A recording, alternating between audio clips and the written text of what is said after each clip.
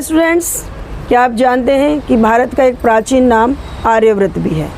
आर्यव्रत क्यों पड़ा, इसके पीछे क्या स्टोरी है? स्टोरी कुछ नहीं है। आर्य जो आर्य हैं वो हमारे पूर्वज हैं। वैदिक पीरियड में आपने कहानियों में सुना होगा, महाभारत रामायण सब में आर्य बोला था। आर्य श्रेष्ठ, आर्य एक जाति थी। आर्य जिसका मतलब होता है श्रेष्ठ।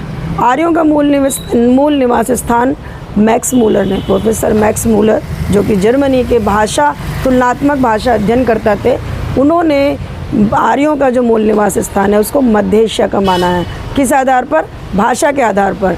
लैंग्वेज यानी जो उनकी लैंग्वेज है, कुछ लैंग्वेज में जो शब्द हैं वो सेम है, जैसे कि संस्कृत में पितृ मातृ, फारसी में पीदर मादर, अंग्रेज़ी में मदर फादर, इसी तरह से लेटिन में पेटर मेटर। ये दो ही शब्दों के अलग अलग रूप हैं।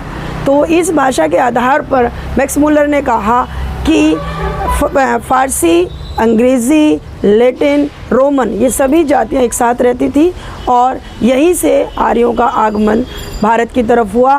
पहले भारत इतने छोटे रूप में नहीं था। भारत अफ़गानिस्तान तक था, काबुल तक था, यानी तक कि ईरान के टच में ही था।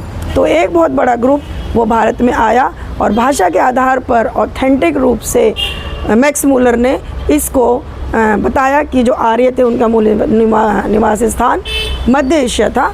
और आर्य जो कि जिसके आज हम वंशज हैं, आर्य का मतलब होता है श्रेष्ठ। और इसी आधार पर जहाँ ये श्रेष्ठ जाति रहती है, जो बहुत बलशाली थे, अस्पृश्य थे, सुंदर थे, बहुत अच्छे से एक कुलीन जनजाति थी, इसी के इन्होंने आकर इस क्षेत्र में ये बसे और अपनी सभ्यता और संस्कृति को, जो वैदिक सभ्यता और संस्कृति है, उसको शुरू किया और उसका विस्तार किया। और इसी आधार पर भारत का एक प्राचीन नाम आर्यव्रत भी है।